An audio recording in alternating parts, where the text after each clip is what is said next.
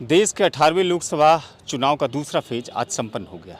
बिहार के 5 लोकसभा क्षेत्रों में आज चुनाव संपन्न हुआ है, जिसमें भागलपुर, कटिहार, पूर्णिया, किशनगंज और बांका। दूसरे फेज में सबसे अच्छी बात ये है कि मतदान का जो प्रतिशत है वो बढ़ करके अब 58.58% यानी 58.58% हो गया है।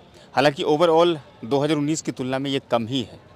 अगर हम बात करें जिला वाइज तो सबसे ज़्यादा किशनगंज में 64%, उसके बाद फिर कटिहार में 64%, पूर्णिया में 59.59% और बांका में 54% और भागलपुर में 51% वोटिंग हुए हैं। भागलपुर की अगर हम बात करें तो यहाँ पर जिलाधिकारी नवल किशोर चौधरी साहब ने बहुत ही बेहतर तरीके से चुनाव की तैयारी करवाए थे और हर मोमेंट पर उसने ये कोशिश की थी कि पूरे लोकसभा क्षेत्र में वोटिंग प्रतिशत को बढ़ाया जाए। प्रशंसा करनी होगी जिला प्रशासन की पूरी टीम को भी, जिलाधिकारी के साथ साथ पूरी टीम को भी, कि इतने बड़े लोकसभा क्षेत्र में इतना सफल तरीके से, शांतिपूर्ण तरीके से लोकसभा चुनाव को उसने संपन्न किया। हालांकि पूरा एक बड़ा लोकसभा क्षेत्र है भागलपुर और लगभग 2200 से अधिक बूथ बनाए गए थे, यहाँ पर मतदान केंद्र बनाए गए थे, जहाँ पर लगभग 19.5 लाख वोटर्स ने आज यहाँ के प्रत्याशियों का फैसला ईवीएम में बंद कर दिया। 4 जून को परिणाम आना है। दिलचस्प बात भागलपुर के विषय में ये है कि यहाँ पर 2 प्रत्याशी थे, अजय मंडल और अजीत शर्मा। दोनों के बीच में लड़ाई थी। हालांकि प्रत्याशी कई एक थे, लेकिन दोनों के बीच में लड़ाई थी। कुछ लोग ये कहते हैं कि अजीत शर्मा कई विधानसभा क्षेत्रों में अजय मंडल पर भारी होता दिखाई देते हैं, लेकिन कुछ लोगों का ये भी मानना है कि अजय मंडल जो थे मोदी के नाम पर इस मर्तबा भी वो कामयाब होने में पूरी तरह से सफल। हालांकि बातें कही जा रही थी कि अजीत शर्मा के साथ अधिकांश भूमिहार वोटर शिफ्ट होंगे, लेकिन जब चारों तरफ से सूचना संग्रह किया गया, जो प्राप्त सूचना मिल पाई, तो उसमें ये कहा गया कि बहुत सारे भूमिहार अजीत शर्मा की तरफ नहीं आ पाए। यानी कि जो एक आकलन था, जो अनुमान था कि 80% भूमिहार वोटर अजीत शर्मा की तरफ शिफ्ट करेंगे, वो होता इस चुनाव में नहीं दिखा। दूसरी तरफ जो पासवान वोटर्स थे वो अजीत शर्मा की तरफ शिफ्ट हुए हैं।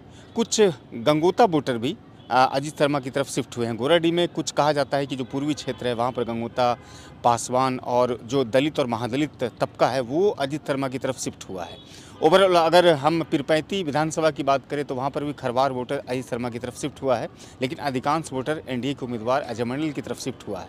नाथनगर विधानसभा की अगर बात करें तो वहाँ पर मुस्लिम और यादव ने बड़ी संख्या में वोटिंग की है, लेकिन जो गंगोत्री वोटर था, यानी कि जो गंगोता वोटर है, वो अजय मंडल की तरफ बरकरार रहा है। यानी कि कह सकते हैं कि जो एनडीए के उम्मीदवार थे अजय मंडल, गंगोता वोटर्स में किसी प्रकार के सेंध लगाने में बहुत हद तक कामयाब अजीत शर्मा नहीं हो पाए हैं। अब दिलचस्प बातें ये है कि यहाँ पर कलवार यानी कि बनिया समुदाय का जो वोटर्स है या फिर कोयरी, कुर्मी, कुशवाहा, इन सब में कितना सेंध लगाने में कामयाब हुए इंडिया के प्रत्याशी जो अजीत शर्मा थे, ये दिलचस्प बातें हैं। हालांकि कोयरी, कुशवाहा और कुर्मी के विषय में, धार्मिक मंडल के विषय में कहा जा रहा है कि इसमें बहुत हद तक सेंध लगाने में अजीत शर्मा कामयाब नहीं हो पाए हैं। ओवरऑल ये कहा जा सकता है कि जो एनडीए का मेन बेस वोटर है उसमें से कलवार यानी कि कोयरी, कुशवाहा के साथ साथ जो बनिया समुदाय के, वैश्य समुदाय के लोग होते हैं वोटर्स, वो अब भी 2024 के लोकसभा चुनाव में भी तटस्थ रहा। तो ये कहा जा सकता है कि अजय मंडल और अजीत शर्मा की लड़ाई अंत तक बिल्कुल ही बहुत ही कड़े तरीके से लड़ाई जारी रही शाम के 6 बजे तक भी। और ये परिणाम के विषय में सभी राजनीतिक जानकार यही कह रहे हैं कि कुछ भी होना संभव है, लेकिन ज़्यादातर लोगों का कहना है कि अजय मंडल भारी अजीत शर्मा पर पड़े हैं, इस चुनाव में भी हैं। जाहिर है कि जो एक अनुमान था उनका कि ये भूमिहार वोटर शिफ्ट करेंगे, उस हिसाब से भूमिहार वोटर शिफ्ट नहीं हो पाया है। आखिरी समय में बुलो मंडल का जदयू में आ जाना, उसकी सदस्यता लेना, फिर जदयू का दामन थाम लेना, ये बहुत बड़ा एडवांटेज मिला है अजय मंडल को।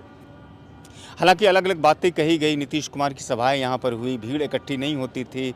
एनडीए के जो शीर्ष क्रम के, भारतीय जनता पार्टी के जो शीर्ष क्रम के नेता थे, जिसमें प्रधानमंत्री अमित शाह और जो योगी आदित्यनाथ थे, इन सबको भागलपुर के लिए लोगों ने नहीं देखा। बहुत वेटिंग उसका रहा, यहाँ पर बहुत इंतजार रहा कि उनकी बड़ी सभाएँ होगी, लेकिन नहीं हुआ। और एक और चीज़ें, जो अजय मंडल से नाराज़ थे, जो वोटर कह रहे थे कि वो शिफ्ट हो जाएंगे अजय शर्मा की तरफ, उसमें बहुत ज़्यादा रुचि नहीं दिखी। हालांकि वोटिंग प्रतिशत कम होने का कुछ कहानी और ही बताता है, लेकिन ओवरऑल ये कहा जा रहा था कि जो मोदी का मैजिक था, जो मोदी का फेस वैल्यू था या ब्रांड वैल्यू था, वो 2024 में भी बरकरार रहा। हालांकि 2019 की तुलना में अगर हम बात करें तो मोदी मैजिक उस तरह से प्रभावी होता 2024 के लोकसभा में नहीं दिखा। लेकिन राम मंदिर या रामलला के प्राण प्रतिष्ठा के बाद जो इस तरह के भव्य मंदिर का उद्घाटन हुआ, तो उसकी एक मेहनत या मजदूरी मोदी जी को 2024 के लोकसभा के चुनाव में मिली है। ख़ासतौर से भागलपुर लोकसभा इन पांचों लोकसभा में से काफ़ी दिलचस्प कहा जाता है। कहते हैं कि यहाँ पर जो भी चुनाव होता है वो काफ़ी रोचक और काफ़ी चरमोत्कर्ष पर रहता है वो चुनाव, और यहाँ के चुनाव की प्रतीक्षा पूरे देश भर में होती है कि किस तरह से वहाँ पर चुनाव हुआ।